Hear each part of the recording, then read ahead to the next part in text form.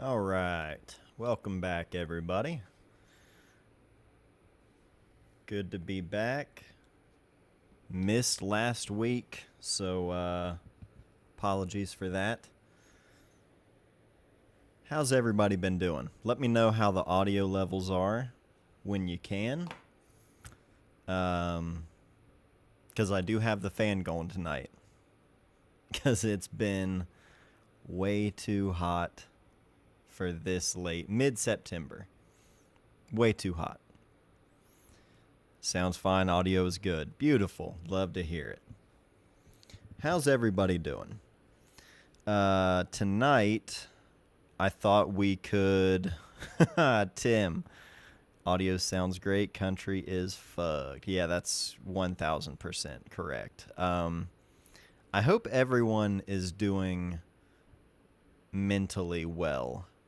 Here in the States, it's been... Holy shit. What a week. Yeah. Terrible. I want things to get better. Hope everyone's doing well. Brendan, first time joining while live. Love your work, Matt. Greetings from Australia. I appreciate that, Brendan. Thank you. Still recovering from the flu. That's no good. I hope you're doing better. I hope you get better soon. Matt got the sticker in the mail the other day. Hell yeah. Glad to hear it. Speaking of mail, we do have a couple of things here.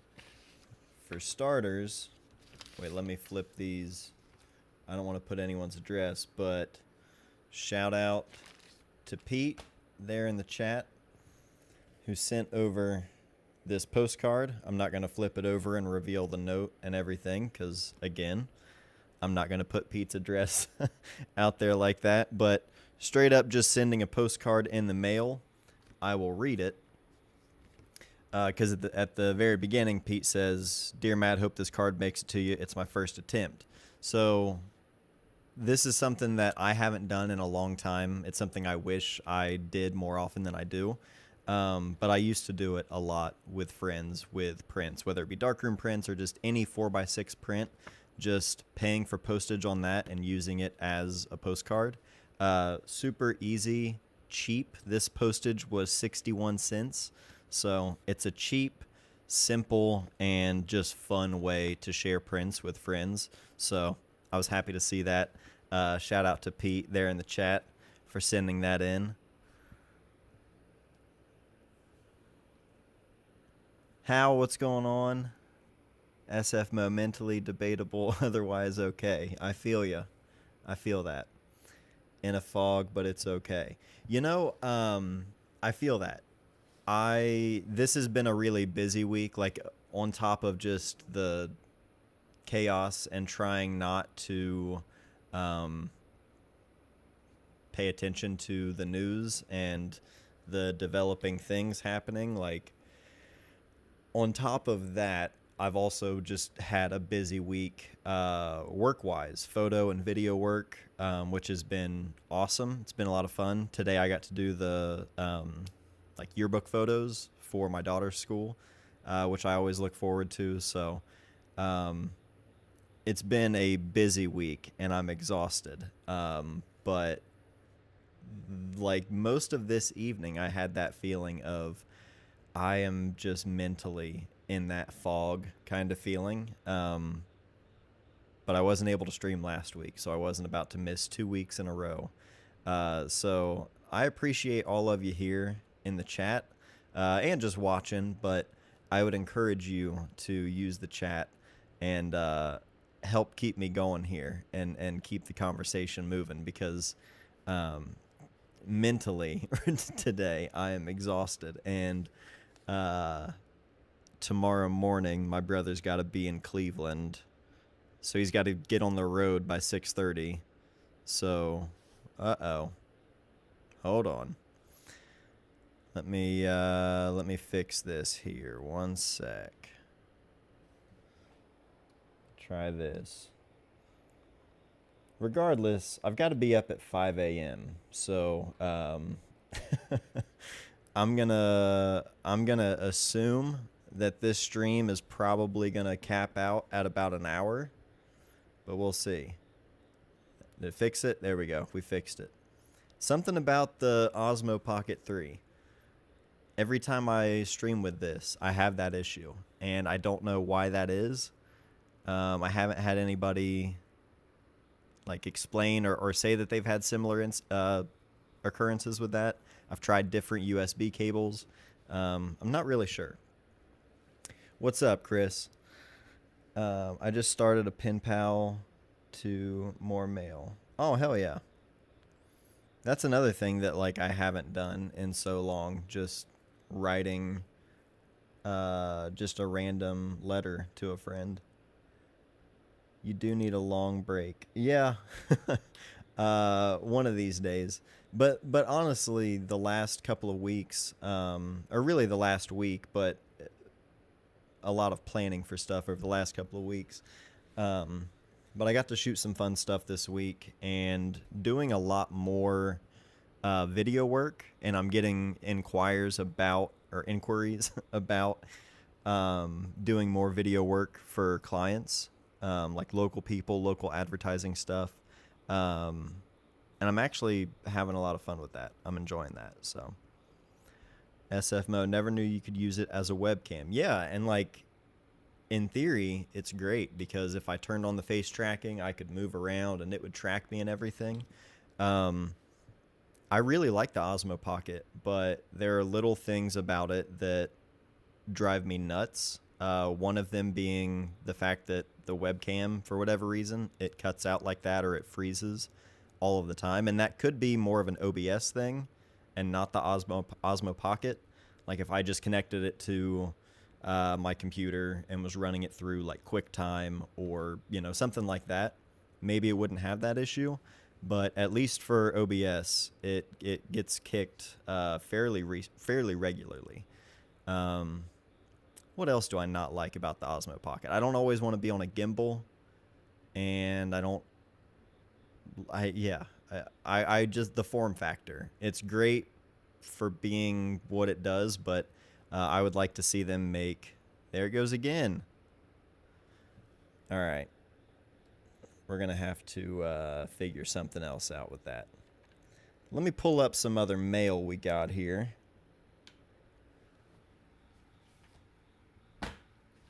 Again, not reveal any. Whoop. There we go. I can reveal mine. This made it all the way from Australia. T. Butcher. I believe Tim Butcher. Let's see here. Yes. Let me read this here. Got a note with, let me cover up the address. Nice note from the typewriter. Appreciate that. Let me bring this in as well. I also had to take my rolling stand on a shoot today. And so my usual overhead rig is a little different. So we're testing out new stuff tonight. All right, this says, hey, Matt, thank you for sharing your photographic life and practice all these years. I just wanted to send you a zine to say thanks. Your RB67 video from about 8 years ago was the film that helped me get back into medium format back then, and I've not looked back. I've been watching ever since. I really like the live stream and wish I could join more often. Anyway, this was my first photo zine. I shot the photos on film, mostly HP5, when I lived in London in 2017 to 2020. I'll leave it to you to consider the images yourself. The title is reflective of my overall approach to photography. I hope you find it interesting. Did you track down? Oh, nice. Oh, that's awesome. All the best for your current project. Such important work. Tim Butcher. I appreciate that, Tim.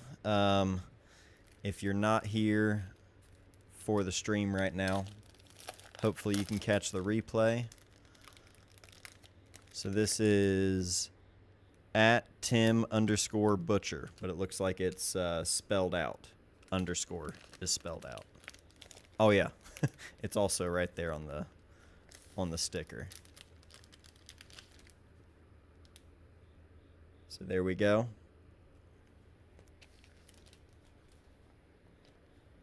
that right there.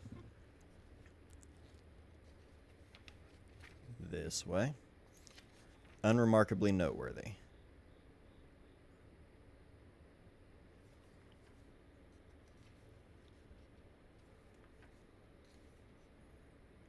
I like this size for a zine.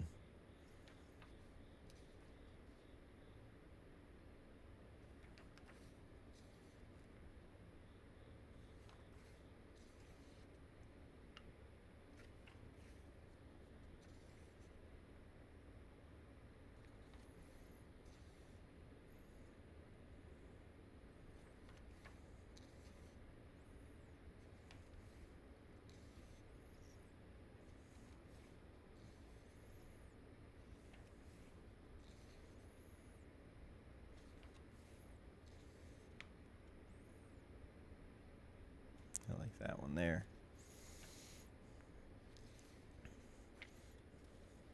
See the binding there? This is rad.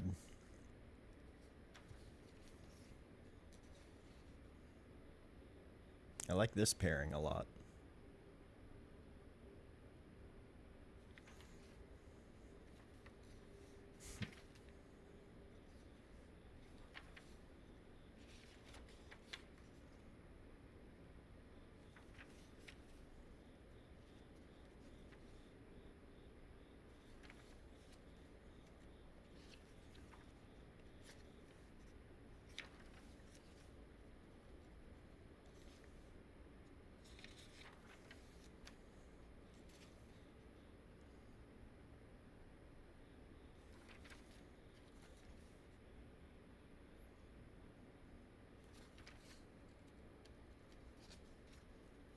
That's a fun one.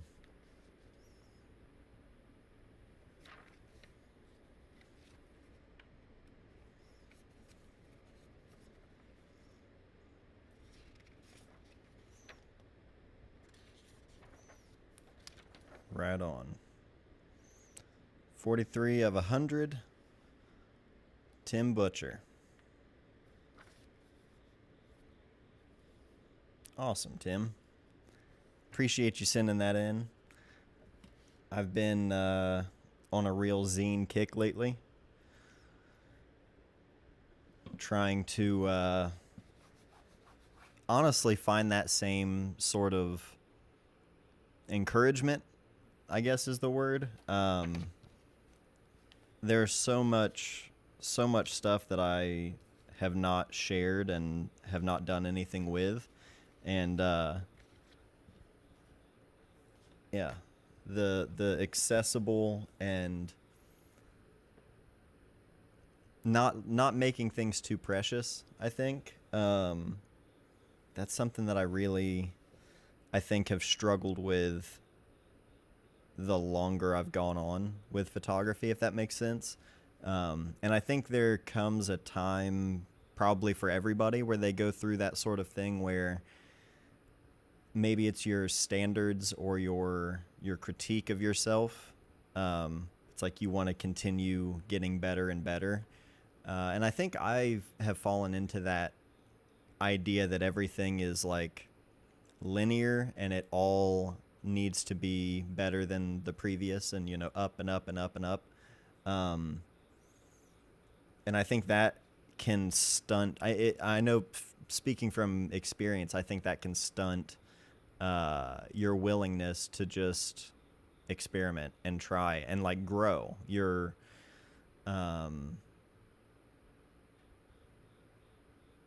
yeah, you just keep yourself stuck to where you're not making any like forward progress. Does that make sense? There was something someone said in a video talking about, it was a college professor, and they were talking about what they see students struggling with, like especially like first year art students, or I guess really any, just art students in general, what she has seen.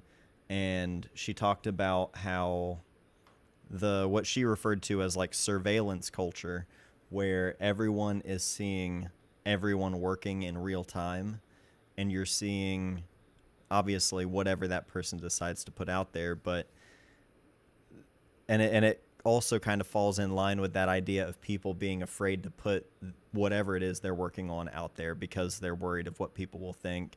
um the whole like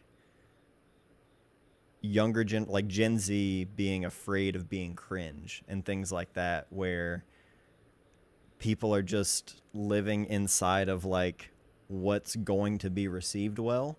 um but I think a lot of people not in that same mindset, but I feel like that idea of them being afraid to try new things, and they're just like paralyzed by the idea of being perceived. You know what I mean? I think it's easy to fall into that when it comes to the work you're making. Like if you want to make good stuff, it's easy to um, have that like impossible standard. You know what I mean? I don't know. Same here. I started out learning from photography from Fine Art Masters. I made way too few photos and tired myself too fast. I'm learning to let loose and have fun a bit lately. Yeah, that's exactly it. Like I've talked about it before. When you do any sort of photography, anything for a living, you're immediately increasing the chances of pushing yourself to that burnout period. And it's like making YouTube videos for me is not what I feel fulfilled in with my camera. You know what I mean? Like the sense of community and connecting with people is the reason. You know what I mean? Like that's what keeps it going, but the act of recording myself and editing myself and uploading videos isn't the fulfilling aspect of it. And I think I've tried to once all of it has become part of a job in general, especially when it became like the main kind of focus, I think I felt like now everything has to be at a certain level or it has to be done a certain way. um, and I can't risk, like, I can't step out of too much of a box. Otherwise I could, like, it could all just fall apart. You know what I mean? Like I think that's the thing that gets in people's heads, which would, at least for me, that's how it felt. And I feel like that's just a really restrictive mindset to be in, like as a creative person. Um, so I don't know. Yeah. Relate to that heavy. For some reason, it's way easier to send photos to clients than it is to post them and show that I'm proud of my work. Yeah, 1000%. And also, like, I've talked about that when I'm working with a client and I feel like I'm delivering something, there's that sense of like excitement. Um, like I want to provide something that they're happy with. And when you get that sort of like feedback from people like that it's so fulfilling. Like today at my daughter's school, getting to take photos of her entire school, specifically kids with disabilities, and knowing that like the kids that they can never get a good picture of, like when you get it, knowing as a parent of a child with disabilities, like knowing how they're going to react when they see the photo, like that gives me enough excitement to, uh, go another 10 years. You know what I mean? Like it's those kind of things that are exciting and important. And I don't know. All of this has been on my mind because I've just been thinking about, probably because I'll be 35 this year, so it's probably some sort of like early midlife crisis thing. But I keep thinking about like how I spend my time with photography, and just trying to be intentional with it. YouTube makes it really easy to just kind of spin your wheels. You know what I mean? And I've definitely just been kind of like treading water at times. I feel like I have been the last couple of years, just on account of being a dad. You know what I mean? Like, trying to balance everything has been a learning experience for sure. And I think even if you're not making YouTube videos, I feel like a lot of the stuff I am trying to figure out and navigate every week, you know what I mean? Like the same way everyone else is, I think that's probably a similar or a common kind of feeling or experience. Hey chat, X100F, is it good for everyday camera in 2025? Mostly for family, kids and stuff, or XE4? I'm torn between the two. Absolutely, that'd still be a good camera. Obviously the V and the VI or the 6, whatever they're calling it, those have like new things added to them or things that they've updated. The F to the V, they changed the lens. I'm sure there were other things in there that I don't remember. I know that was like when they made the jump to the upgraded lens or updated. Some people prefer the older lens. It's really all personal preference, but for just an everyday camera, that is absolutely more than enough. If you're torn between the XE4 and the X100F, just think about what lens you're going to want. If you like a 35 millimeter equivalent or a 23 on APS-C sensor, if you like that focal length the most, get the X100F. If you think you're going to be changing lenses, even if you think, I mean, I would say for an everyday carry camera, and that's all you're going to be using it for, get the X100F. If you think you might want to do some portraits with it, or maybe, you know, do anything other than just having a super compact camera to take with you everywhere, then maybe consider the XE4. But I think the X100F for an everyday carry would be great. Matthew Young, hey Matt, just tuned in. Any chance you got my zine rough stock in the mail? I do not have it yet, but there is a chance that I don't know if you have tracking for it. If so, send it over. But I haven't been to the post office in the last 2 days. So there's a chance it's there, but when I went in on Saturday, I believe, this was everything that I got. I also have some new, one is an actual skate magazine, like a recurring one. Closer, which we've talked about or looked at plenty of times before. Super good zine. But Matthew, it very well could be at the post office. I'm going to try to get there actually probably tomorrow, because I don't have any shoots tomorrow. But I've got one every other day. This sticker is pretty rad. Photo book binge, last couple of years, been devouring Noctway's Inferno at the moment. Now, what just happened? Oh, the battery's dead on that guy. 1 second.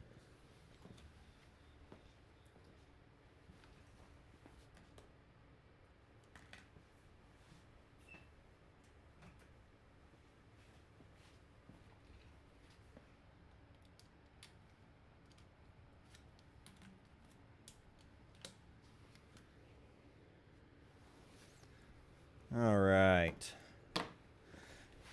Sorry about that.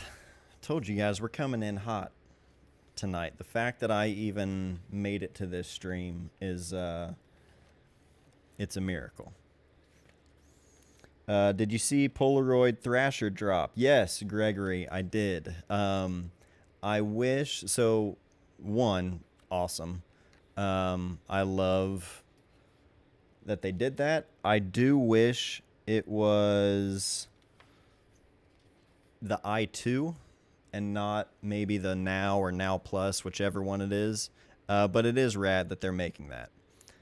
This is super sick to see. Jason Adams Black Label ad. That rules.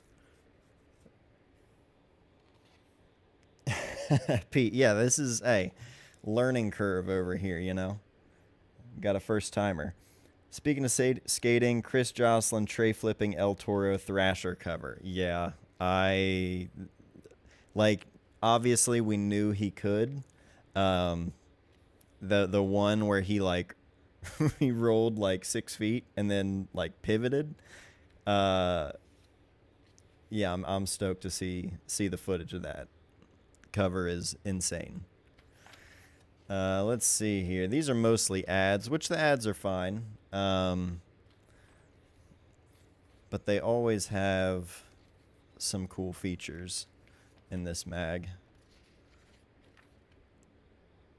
Question about Polaroid black and white film. Are they all have the newer formula? I haven't shot Polaroid in a while. You know what? That's a good question. I would assume like SX70, 600, everything in the standard Polaroid size, I would imagine by now has the newer formula. I can't speak on Polaroid Go. That's the only thing. I'm not sure if Polaroid Go is updated, but I would imagine by now we've got the new formula and everything else. It's a rad one. Shooting with the fisheye through the handrail. Any chance of doing a Jessica Lange review, especially Derive? The actress, right? I know I've heard of her work, but I didn't know she had any books. I'll have to look into that. New Polaroid black and white film hits hard. Yes, it does. I've been really stoked on their black and white. And I was sort of a late adopter to the Polaroid black and white film.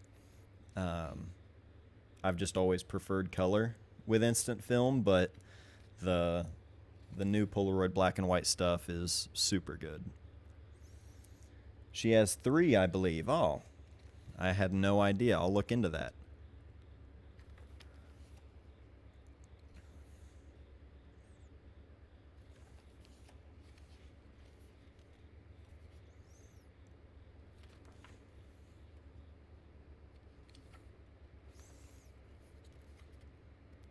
Photos by Matt Price. If you haven't seen his video on the channel from maybe a year ago at this point, close to it, talking about his approach to shooting skating and just how fun he makes everything look.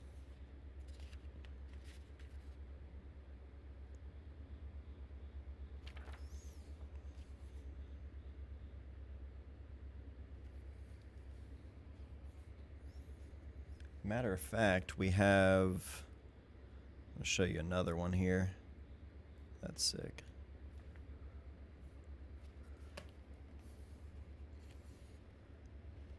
Both of those are super good. I bought Danny Clinch's book, Still Moving, last week, and it's amazing. Glad you reviewed it on here. Hell yeah. Love to hear it. ATLians represent, absolutely.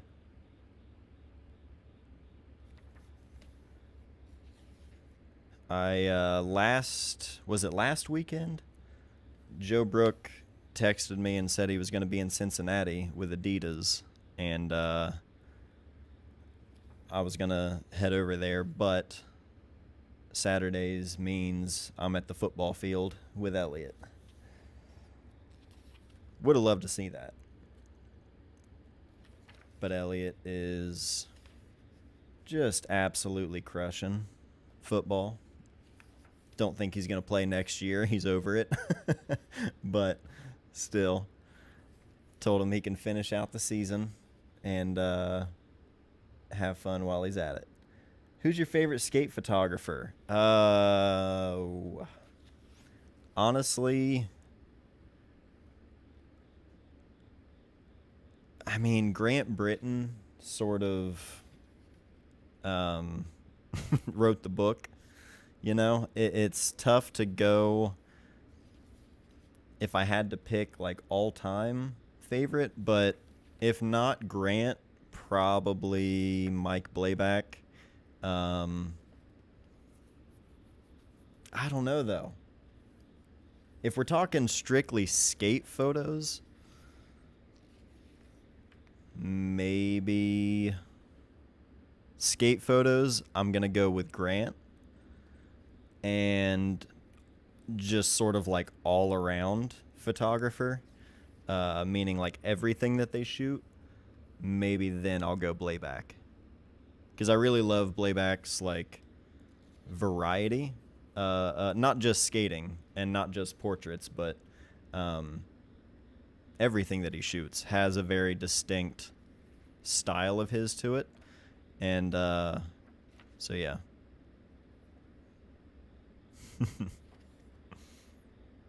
Damn. That's wild. But yeah. I completely forgot. This is YouTube. So, this is what I've been shooting with for the last week, I think. I've got the ZF with the 40mm f2. However, it's not mine. This is just one that I'm borrowing for, let me think, until the end of November, I believe. I've got this ZF with the 40mm f2. So I've been shooting with this for the last week, and I'm trying to just use it as an everyday carry camera and see how I feel about it, because my initial impression of the camera was I didn't like the way it felt at all. Having spent a week with it, it's growing on me, but I still think a grip or something. I need to try that. Jorge, what's up, everybody? Off-topic question for anyone that knows. I just got done mixing some Cinestill CS41 chemicals using a sous vide. Temperature was on point when I poured the chemistry in, but then suddenly went up like 4 degrees over. Is that going to ruin it? Yeah. Pete says biggest one you need to worry about is the developer. I would let it cool to 102 before you start using it. Yeah, keep your developer as close to 102 as you can. If it is hotter than that, I don't know the like time per degree like compensation that you would need to make. So I just developed C41 for the first time in like 12 years, maybe a month ago with Tyler. And with that one, we were using the Ago film processor. So if the temperature is a little bit higher, it will compensate for the time and cut time off. If it was cooler, it would add time. So I don't know necessarily. You just got done mixing, but then suddenly went up. Yeah, okay, so if you haven't, sorry, I'm just reading this to make sure you haven't developed the film yet, I would let it cool down for sure. But if you happen to pour it in and it's too hot, at that point, shave some time off. But if you can let it cool before you start, definitely do that. And yeah, like Pete said, developers specifically, or especially, try to keep your Blix in that same range as well. The small rig grip for ZF is comfortable. That is something that I would like to try. I think that would help. I also saw Camera Craft on Instagram. They have made something, and I'm guessing it has like an adhesive back and it sticks on right here, but it basically adds a little thumbs up kind of right here. So you could still adjust with the dial, which honestly, that's how you can see. I know the whole appeal of this camera is the vintage style and the dials. I'm using the settings here to where here's my shutter speed, aperture is right here, and then for my ISO, I just have that on the little function button. So I just hold that in, scroll the wheel for the ISO, and leave it set in. I don't mess with the dials on top and everything. Uh, I know that's again like the whole appeal of this camera, but it's so much faster to just not take my like index finger off of the shutter and to just use my thumb for everything right here and not back and forth. Also, the dials on this camera compared to my M6 are in reverse order, and I cannot train my brain on any camera I've ever used. If the shutter speed dial is opposite, if the direction of it is opposite of my M6, I will be fighting it all day long. It's just the muscle memory. I can't, it's not about one being correct and one being, it should go this way when it should go, whatever. Uh, it's just burned into my brain. And so that's a lot faster for me. Matt, when you shoot Ektachrome, do you generally use any filters when shooting outdoors? It's probably been 5 years since I've shot a roll of Ektachrome, but when I do, or when I have shot it, I haven't used any filters at all when shooting that film. Ektachrome, you're saying when shooting outdoors, Ektachrome is all like daylight balanced. So if you're wondering about like temperatures or anything, you're good there. Have you used M lenses on the ZF? Thinking of grabbing one to have digital option to go with my MP. I have. Not extensively because I really want to try and stick with like, as an everyday carry camera, I want to see this body and this lens. The 40 f2, it's such a like cheap feeling. I don't know if you can hear that, but it's got a plastic lens mount. It's very cheap and plasticky feeling and sounding. It's a cheap lens altogether. And the images I think look awesome from it. So I'm trying to see like as an everyday carry camera, 40 millimeter only, would I recommend that? That's really what I want to try to provide with a review of the camera, because the thing is, I don't think it really matters what I make with the camera.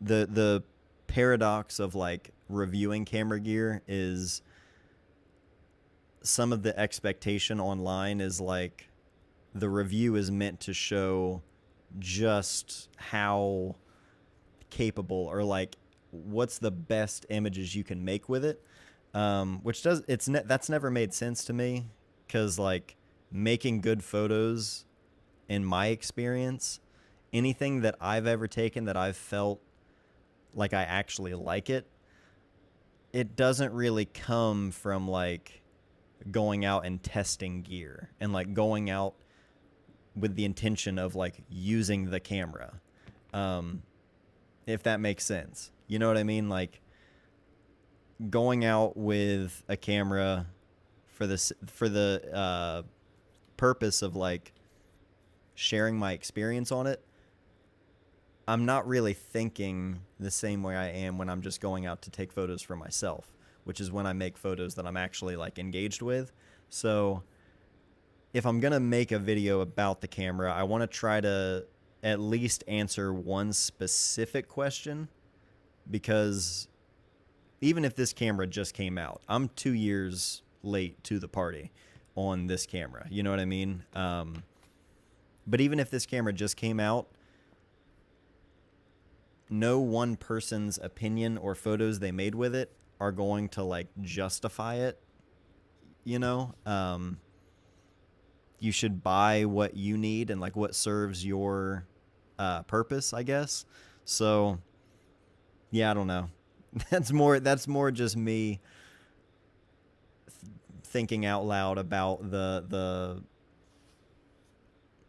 cycle of camera reviews. But people have said you should try the ZF, you should try the ZF.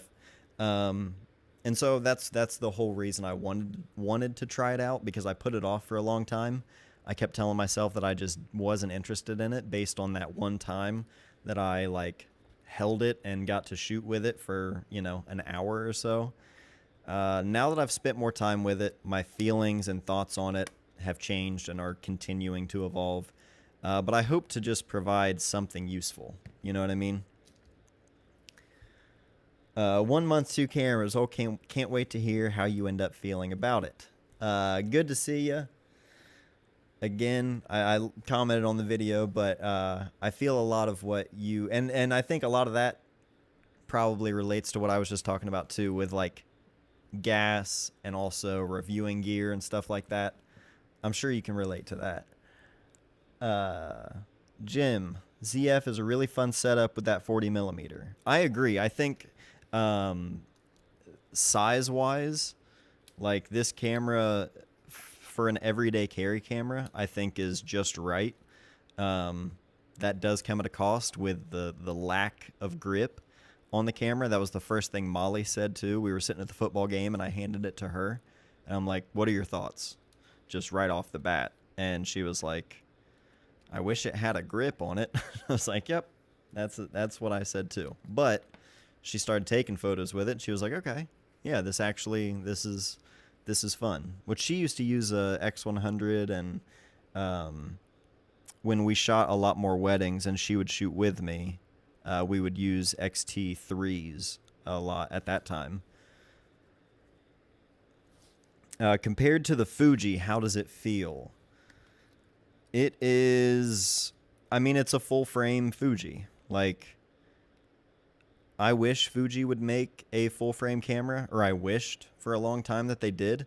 But to your point, that's what it feels like. It feels like a full-frame XT5 or XT4 maybe. You know, any of those cameras, it just has that body design.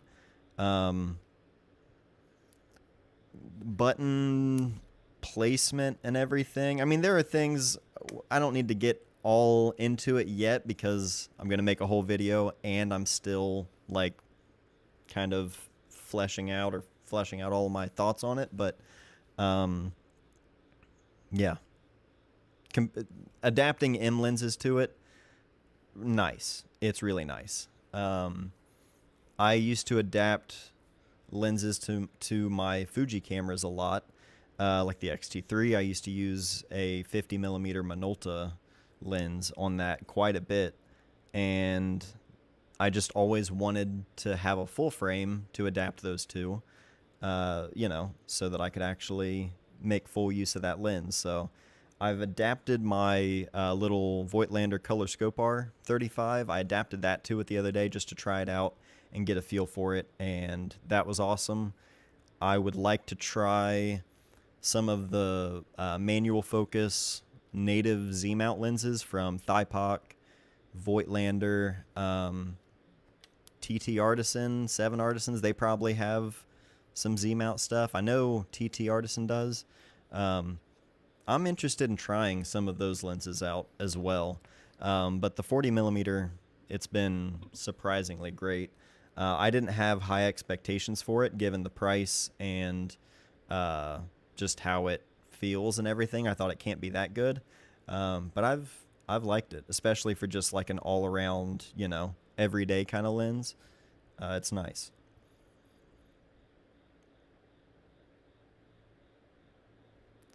Looking to buy the 50 1.8G for my F100. I used that exact combo for a couple of years. A lot of like family sessions and stuff like that. That's a killer setup. That, I think, for a film SLR is how my Z8 feels to a digital camera, where it's like, no matter what I'm shooting, this can handle it. Like if you're shooting film, something like an F100, and I'm sure other Nikon F cameras as well, the F4 probably. I never used it, so I can't speak to that or any of the other F-mount cameras that were like auto wind and things like that, auto advance. But the F100 is a workhorse. You can chew through film pretty easily with it, so it's a good one though. I find when shooting the ZF, I hold the camera in my left hand around the lens body. I hold my other Nikons with the right hand. I hardly ever shoot one-handed. I get that. I do think that when I am like holding the camera up to my eye, it's not that definitely changes the way the ergonomics feel. Um, I was like playing catch with Forrest while we were sitting watching Elliot's football game, and I was tossing a football with him while trying to like take photos of him like this off to the side. Um, can't help it. So in situations like that, I immediately could tell. I was like, yeah, I don't have a solid handle on this thing. You know what I mean? But that's a very specific, not the usual use case. So it's really not like the camera is unwieldable or anything like that. It's just I've been using the Z8 religiously for almost a year now, and that camera has the biggest grip on anything. Matt, I tried several grips. Get the small rig. Trust me, whole new camera. That's from what I've seen online. That seems to be the common consensus, and that was like that was sort of made at least alongside with Nikon, considering they launched the camera with that grip being advertised with it and stuff. So they knew right out of the gate, like it looks great.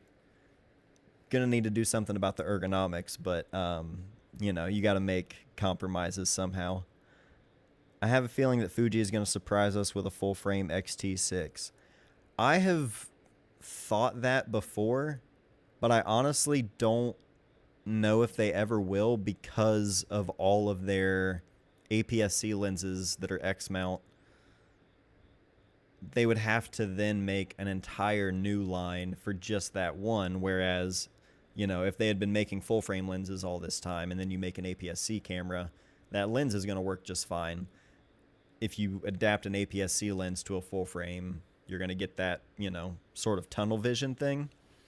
So I don't know. And I feel like I don't know. I don't know. Then again, I didn't see them making the X half or whatever. So who knows? Got to get yourself a fingerboard. No more worries about grips. I got the Voigtlander close focus adapter for M lenses. I've Samuel Streetlife. I think it was him that I saw that was using one of those. I've never tried any of those close focus adapters, but that would be nice for an M mount lens. Z8 as an EDC is hardcore. Yeah, I've carried it a lot more than I thought I would, but I'm not gonna lie, I was starting to get tired of it. So when the when the ZF came in, I was pretty happy about that. Carrying a ZF daily, do you think I go Z5 II, Z6 III for my work body, or should I bump up to the Z8? Let's talk about it. I just recommended a Z5 II to a friend who is getting into photo and video. I was like, that's a really good starting point while still getting a full frame body. So you're going to, again, with the whole... I really lean more on the sensor size stuff with like, how do I word this? My priority is more in the lenses and the access to the lenses and things like that versus I want a full frame sensor, not an APS-C sensor. Does that make sense? With the ZF, with the Z5 II, being able to use not only the like all of the Z-mount lenses that are out there, but also being able to adapt those lenses, having the full focal length of all those lenses. That's the thing I like about it. Z6 III for work would probably be a better option. Or what? Okay, I see what you're saying. One of those two for the work, or bump up to the Z8. Out of those two for work, I would go Z6 III, but if you're on the fence about jumping up to the Z8, think about if you don't mind the electronic shutter, because while that's something that I have enjoyed because of the zero blackout, I have realized how nice the feel and confirmation and everything of a mechanical shutter. That's not a end result difference. That's a in the moment difference. May not mean anything to you at all. But I've heard from so many people since I've started using the Z8 who have said, Z8 is great. I hate having an electronic shutter only. And it's never bothered me at all. But today, when I was doing the photos for the school yearbook, I was having a couple issues with the flash. And I was going to talk about this in a video to sort of ask if other people have experienced it. But with the electronic shutter and syncing with the flash, not even high-speed sync, just 1/200, I was having some issues where it wasn't firing every time. And I'm not sure what is causing that, but I've heard people talk about having issues with the flash not firing consistently with electronic shutter. And that was the first time I've ever run into that, so maybe a setting or something got changed, because I don't think that happened last year, but it happened enough times today where I was like, something's not working as it should be. So I would just, every once in a while, I would shoot and it just wouldn't fire the flash. So I don't know what is causing that. I've heard people say that that's an electronic shutter thing. I'm going to look more into it. But I didn't like that. That wasn't a fun thing. So we'll see. If you don't mind electronic shutter, though, and you need a higher resolution, and you don't mind the tilt screen as opposed to a flip-out screen, then if those things are appealing, the Z8, I think, is worth that difference in price. The Z8 genuinely, to me, feels like an end-game camera, meaning the autofocus, if that never got better, I don't think I would ever need anything better than that. That is something that they can improve through firmware updates anyway, not necessarily just needing to be upgraded in a new body. So, like, I really don't know of anything that the Z8 can't do right now that either can't get better through a firmware update or just something that I won't ever need professionally. Now, I mean, yeah, I don't know. I guess if things were to change dramatically and I was shooting completely different stuff, maybe, but like I really don't know of anything that the Z8 can't shoot. And you could probably say that about whatever top Sony, whatever top Canon, whatever top Fuji, like all of these cameras, the flagship models are getting ridiculously good. Like, for a long time, Leica was always, image quality is great, colors, everything about it is great, but it can't keep up with the autofocus. That was mostly like the thing that was holding it back in the SL line. SL3, autofocus got better. SL3S, like, completely different camera, incredible autofocus. And I was heavily on the fence between the Z8 and the SL3S. And I went with the Z8, 1, for the higher resolution, and 2, for the price, knowing that I could get into the Z-mount system for cheaper, and the lenses were going to be cheaper as well.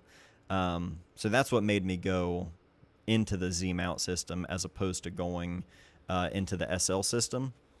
But I tried the SL3S for a week or so, and I was heavily considering it because, again, that's one that I think autofocus is better on the Z8 than on the SL3S, but that was the first time where I felt like I wouldn't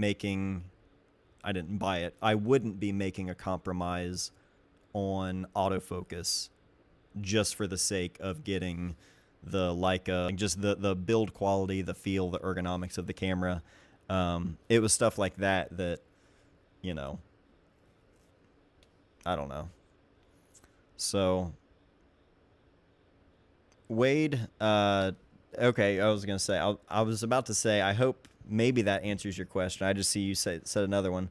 Yeah, I guess I'm thinking the Z8 for the resolution bump versus file parity and low light performance of the Z52, Z6 III. I shoot a ton of street and personal stuff with the ZF and do events, portraits for work. Oh, okay.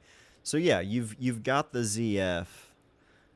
I think, and I'm looking at the ZF as like an everyday carry camera, but in the possibility or in the situation that I would need a B camera, I could see that being a great B camera to the Z8. Not having things like you do have dual card slots, although it's an SD card and micro SD.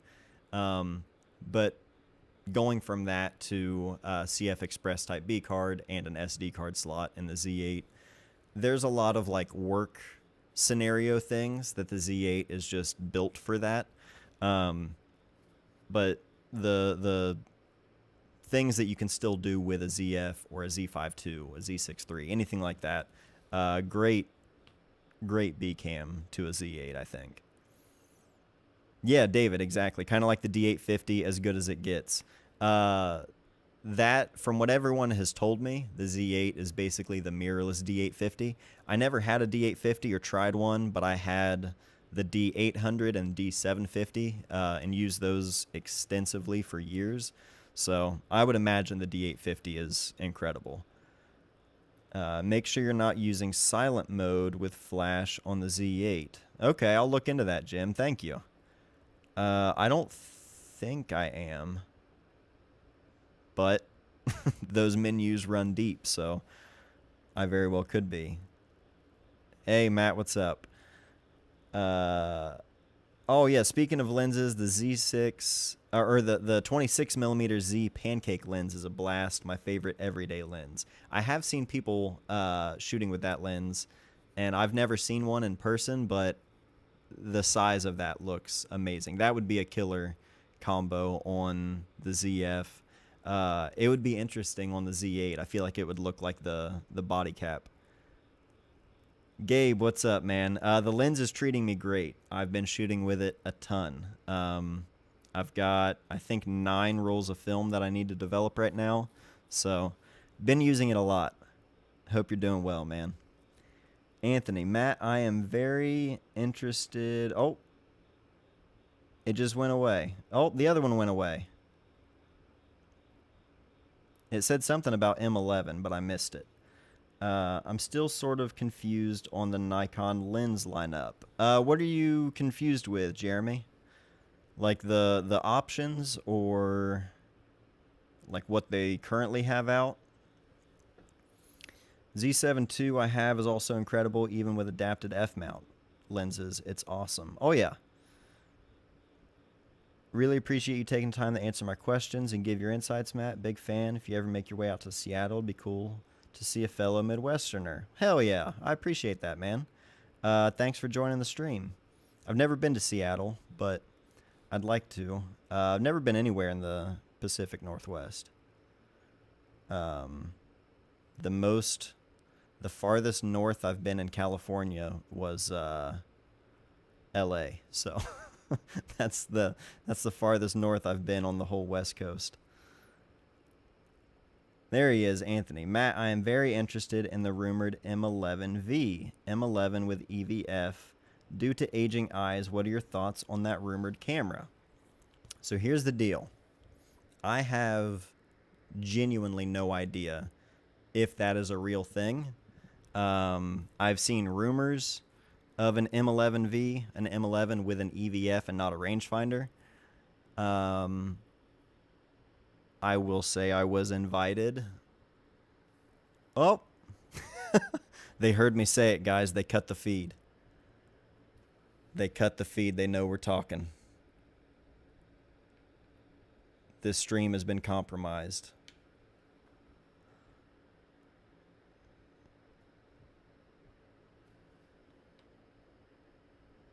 All right, we're back. Oh, no, they're still hacking in. What is going on? All right, we're going to unplug one more time. I am not I ain't gonna say.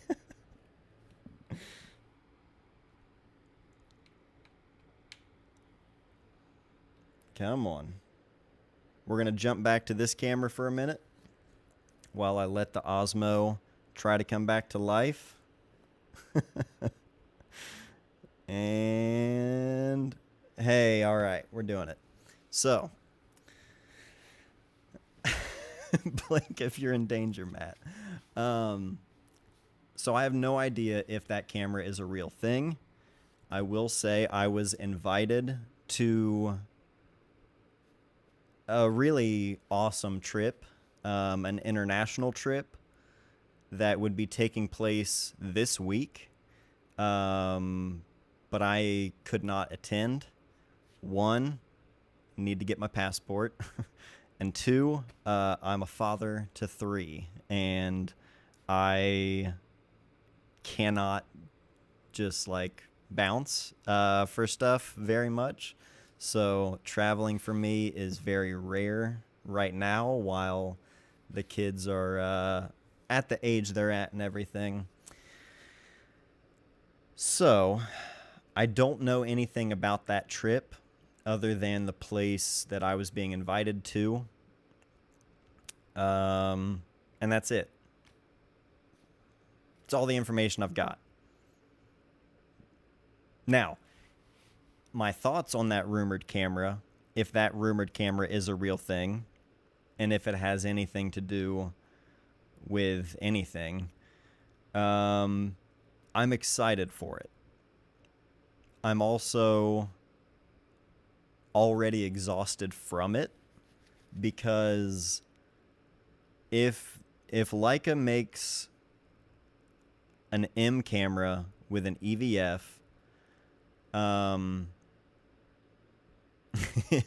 Gabe, it was not in Germany. You would think. Not in Germany. But I think you might be barking up the right tree. If Leica makes an M with an EVF and it's no longer a rangefinder, it's going to do two things.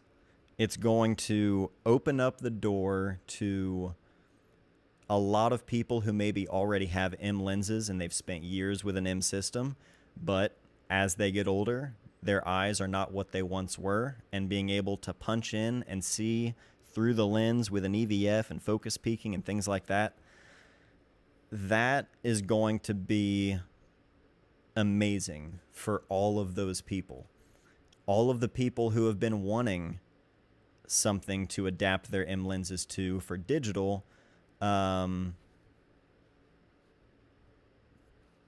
they don't want to use a rangefinder, or they want to adapt lenses that aren't rangefinder lenses, that aren't rangefinder coupled. There's all sorts of benefits to an M with an EVF, and it's going to be awesome for all the people who are going to be able to make use of that. The other thing that's going to happen is everyone who has like deep love for the M camera, and people who are big on like heritage and history stuff, not that that's a bad thing, I'm just saying the people who really care about lineage of cameras and things, the thing about the M is that it's an M. It's not like any other camera, and they've changed so little over that time. It's going to infuriate so many people. Not for any like real reason other than they think it's a bad idea, and people are going to be really mad about it and vent in the comments on every post and every YouTube video and everything. And so that's why I say the camera is not even confirmed at this point. It's just a rumor. But I'm already thinking, if this is real, then I already know what the response is going to be. It's going to be as polarizing and divisive as every other announcement and release that's out there. Only this time it's going to be involving Leica purists, and they got feelings. Thoughts on the new Lightcine Hector lenses? I don't know how they're pronouncing it. Those lenses look awesome. Tyler and I were just watching a video the other day. Brett Curry, he put out a video, like somewhere out west, looked like Montana or something maybe. It was awesome. Those lenses look incredible. Too expensive for me to be buying, but they look amazing. Also, the rangefinder purists are going to turn labels and come with pitch. Yeah, exactly. That's it. New Hector lenses look super interesting to me. I think they were designed for still along with video. They do, size-wise, I thought that they would actually make good, like, photo lenses as well. Sometimes cinema lenses, in the size of them, they're not as comfortable when it comes to just, like, walking around and shooting. So, and the Q line. What about the Q line, Troy? What are your thoughts on the Nikon ZF? I shoot an f3 and I want a digital camera that will feel like shooting film as a second shooter. You might be just joining us, Aaron, but I've been shooting with this for about a week, and I'll have it through the end of November. So I'm testing it out right now. I'll have a full video on it in some time. But I'll share a little bit of my first impressions in a video soon. But yeah, so far it's been great. I was hesitant to try one out. Wasn't really interested in trying one out, but a lot of people were asking me to just give it a shot and share my thoughts. So just got here. Hell yeah. Well, I appreciate you being here. Corey, Nikon ZF, a Thypoc lens, and a Dream. Yeah, I want to try that 50 millimeter Samara lens. I reached out to Thypoc and asked them about that one while I have the ZF, if I could borrow that lens. It's trying to jump out on me. Good evening from Canada. What's up, Peter? How? I'm tired of EVF. Coming from using GFX series cameras, using the M series brings me so much joy. If Leica going with EVF in the future, I do hope they still keep a version with the rangefinder. Absolutely. That's the thing. I think if it is a real thing, which, I mean, there's Leica Rumors tends to be, the site Leica Rumors tends to be pretty on top of this stuff. So if that is the case, I'm sure it would only be a variant of the M11. I couldn't see them ever completely doing away with a rangefinder in the M. You know what I mean? I feel like this would be the way they do an M11P,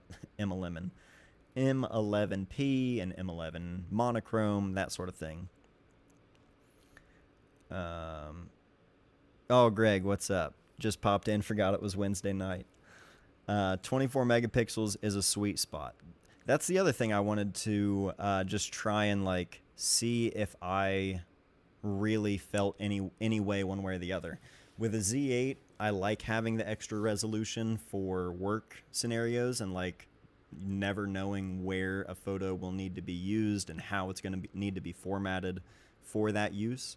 So the extra resolution there is nice, but for an everyday camera, 24 is plenty. So I want to try and use it in some work scenarios just to see if I really feel one way about it, because 24, years ago, I was doing work with cameras that weren't even up to 24 megapixels, so it's clearly not that big of a deal. But I don't know. It's one of those things that, like, once you get used to it, it's hard to go back. I'm taking a darkroom printing class at the moment. Loving it. You ever do much of that, Matt? Hell yeah. Yes, I used to a lot. I used to have a darkroom at our old house. Before we had kids, I would print in there quite a bit. I have my enlarger right over there out here in the barn, and hopefully this fall we can get the plumbing going out here so that I can get running water in here. I already have a sink that I just need to pick up, and we need to frame off this section of the barn and make everything light tight. But once that's up and running, I'm excited to do some more printing, because it's been a while since I've printed anything in the darkroom. Probably 4 years, I would say now. Oh, we're glitching. Hang tight. We're wrapping up. We're wrapping up here shortly anyway, so. I started with EVF, and I have to use OVF for the foreseeable future, and maybe I was just used to EVF so much I can't get used to OVF. My eyes can't really adjust. It is, when I look through like a DSLR, I think, wow, this looks incredible. But then when I start shooting and I'm using, at least, I haven't used any of the like latest DSLRs, which aren't new by any means, but I've never used the D850 or the whatever the high-end Canon DSLR is. So maybe those would be better, but when I use an older DSLR, like even the D750, which I used to use at weddings and things all the time, without having the autofocus of a mirrorless camera and just the low light, being able to shoot in low light so much easier. There are things like that I could never go back, but optically, just looking through the lens, love that. Partner and I just put an offer on a house that has a dark room. Don't know how much use it'll get with 2 young kids. Hell yeah, Gabe. Regardless, if it's there and it's already there, once they get a little older, it'll be waiting for you. Hope you get it, man. Good luck. Even the D3 at 10.2 megapixels was good enough for wedding albums. Exactly. That's the thing. It's like we've reached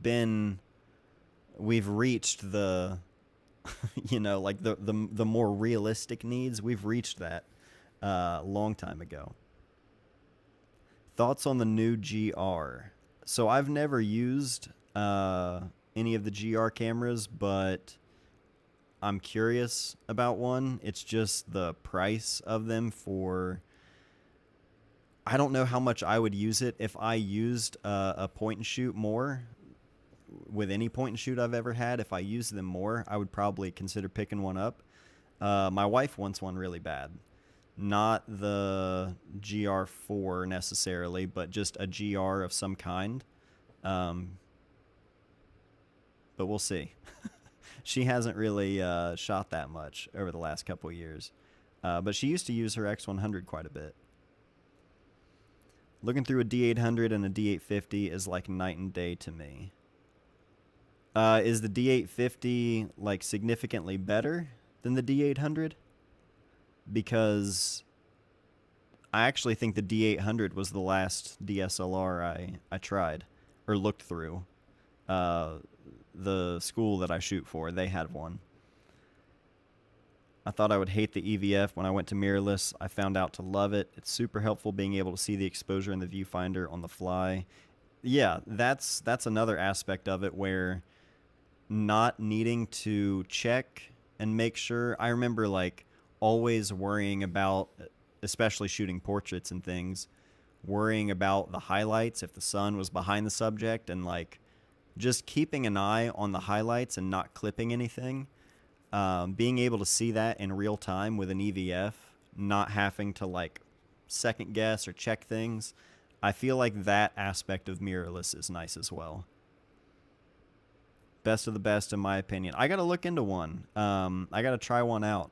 I might see if I can find a rental or something on a D850 just to compare it to the Z8 and see how it feels. RX100 are great. Larry Fink used it for years before his passing. Yeah, all of those little point and shoot cameras are really rad. I just wish, I have never found myself to use them that often. I always think if I carry a point and shoot camera, what's just a little bit bigger than that? You know, if I'm already going to go through the trouble of carrying the point and shoot camera, I might as well grab whatever camera, my M6 or FM2 or ZF, something like that. D810 is still a beast, but the D850 is a current workhorse, especially with its resolution with stitching. Yeah, again, it's like those cameras just feel like in-game cameras. That's what always comes to mind when I think about it, where it's like it can do everything I need a camera to do in any work environment, Where do you get most of your photo books? Baltimore Photo Space in Baltimore, Maryland. Go to baltimorephotospace.com. Amazing selection. Every book is packed and shipped with care. Best book packing in the game. Just ask Kyle. Yeah, Baltimore Photo Space is usually where I go. I will occasionally also buy directly from publishers when new books come out. But Baltimore Photo Space, yeah, that would be where I would recommend. Get your wife a GR3 for Christmas, but accidentally end up using it more than her. A win-win for everyone. That used to be the thing, where it'd be like, hey, let's. I think you and I would both use this camera a lot. What do you think? Help seller on the idea. Has your FM2 ever gotten jammed when trying to lock out the advance lever? Locks up the shutter. I do think that has happened to me. Although I can't say what the fix was. Like, I don't remember what the fix was, but I feel like I remember having it to where the advance lever was stuck all the way out. The shutter was stuck, but also the advance lever itself. My only guess would be trying to, open it up and see if anything changes. Any good spots to buy zines? Yeah, like Corey and Jeremy said. Jeremy says Etsy, and Corey says direct from creators, so they make the most if possible. Well, I think directly from creators is, in general, like the only way to buy most zines. Like, there will be places that will stock zines that people make, but more often than not, it just comes down to following the person that's making it, which is tough. We've talked about this before on stream. I would love to be able to send people a place to buy zines. There needs to be like an online zine marketplace or something. But it really comes down to, finding people that regularly make them, and just keeping an eye out. I think Lindsay Adario uses Z8s and Z9s. Think she just came out with another book too. Amazing Woman. Absolutely. Yeah, I'm pretty sure Z8s and Z9s. I've seen that as well. Paper City Zine Company, created by Matt Day. It's so fun. There are a lot of Paper City things in Chillicothe. That Paper City and First Capital, those are two very popular, like, if you're starting a business or something, it's First Capital whatever, or Paper City whatever. It'd be interesting to see how that identity holds without the mill, years from now. Matt, have you played Skate yet? Yes, I have. It is not Skate 4, like I think most of us would want. They absolutely Fortnited my beloved Skate franchise, but I'm having fun with it. I still think Session is a superior skateboarding game. It's a simulation game. It's ridiculously hard. But once you spend enough time with it, it's like skating. There's muscle memory, and it's an indie game. It's come a long way. Session is a great skate game, though. I prefer that one, but just being able to play skate and the ridiculousness of it, it's been fun. Elliot and I were playing yesterday. I once thought the advance lever on my KX was stuck and I decided to force it without checking if I was at the end of a roll. Great lesson I learned that day. Yeah, we all make those kind of decisions once, you know. All this gear talk reminds me I need to watch 1 month 2 cameras video on gas. It's spot on. Yes, without a doubt. We were talking about that earlier. Super good video, and she says a lot of things that I could relate to when it comes to chasing something to just, you know, dangling something in front of us to kind of keep us going. There's a trick with the FM2 with a locked up shutter winder. It can get bound up in the area where the motor drive attachment port is. That makes sense. I think mine's over there. That makes sense, though. Well, gang, if you got any final questions, I got to be up at 5 a.m. to help my brother out and get him on the road. So we're going to wrap it up here. I know you want to save it for the video, but can you give us a hint about autofocus for the ZF? Yes. Not as good as the Z8. Still good enough, I would say. You know, I've used it primarily as an everyday camera for the last week, which means me and my kids hanging out. The ZF, and I should also add that's with the 40mm f2, a very cheap lens. Not a bad lens, but it's not going to be the fastest autofocusing lens that they have. So with that, you know, lesser autofocus on the body and the lens, still don't think there's any hiccup there. Like, I haven't run into any issues on like, oh, the autofocus isn't good enough. Again, using it as an everyday carry kind of camera. If I were shooting a wedding day, maybe I would have more thoughts on that.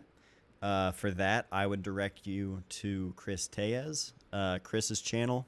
He's got all kinds of videos on the Z-mount system in general, or Z system in general, but specifically the ZF. He's got a ton of videos on that, weddings, portrait stuff, all kinds of things, and he's a nice guy. So check out Chris Tellez if you're interested in using it for work environments and autofocus things, but so far I haven't had any issues with it. Thanks for my first time out. Nice crew. See you next time. Hell yeah, Brandon. Thanks for joining us. Glad you had a good time. Glad you enjoyed it. Oh, I missed a couple here. Hold on. Am I crazy for opening a film lab in 2025? No. Rodolfo, no. You're not crazy for opening a film lab in 2025. Mail in and drop off. Rotary Dev. Hey, man. Whatever your idea is, do it. Like, am I crazy for doing this or doing that? Look around in the year of 2025. You ain't going to do anything that I'm going to say, man, that's crazy. So I say go for it. Best of luck to you.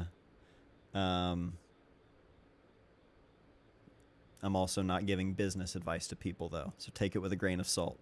I don't want to send anyone into, you know, into the wrong place, but I'm just saying you live once, so. Thanks, Raph. Appreciate it. Good to see you. Thanks for being here. Mac, Red, Greg, Corey, would be so awesome to see you do a low light live music shoot / video with it. That could probably be arranged, actually. Yeah. I actually might be able to shoot some live music with it at the end of this month. I don't know how low the light will be, but yeah, I might try to do something with that.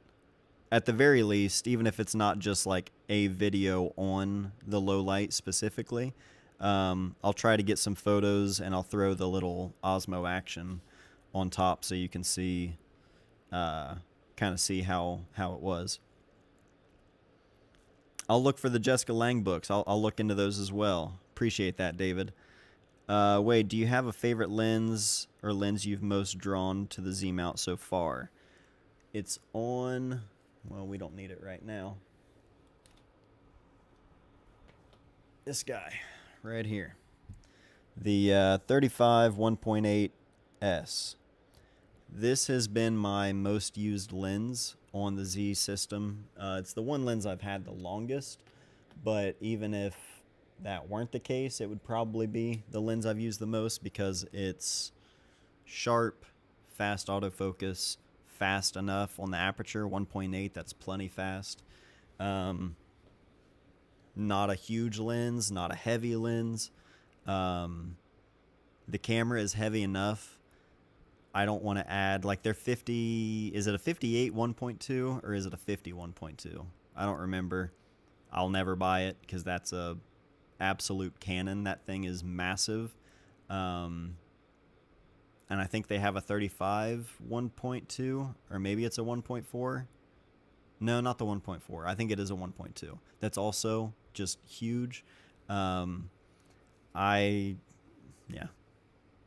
That extra speed is not worth the size and price difference for me. So the 35 1.8S would be my pick.